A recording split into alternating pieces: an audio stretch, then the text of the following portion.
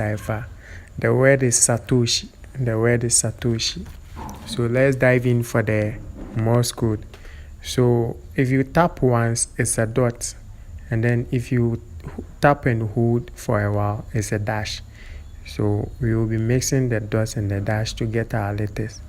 The S is dot dot dot, and then the E is dot and dash, and then the T is dash, and then the O is 3 dashes, dash dash dash, and then another S, 3 dots, and then the H is 4 dots,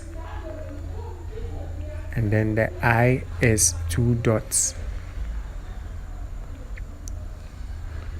We've been able to crack our code, so don't forget to subscribe and follow our channel for more of the daily cipher.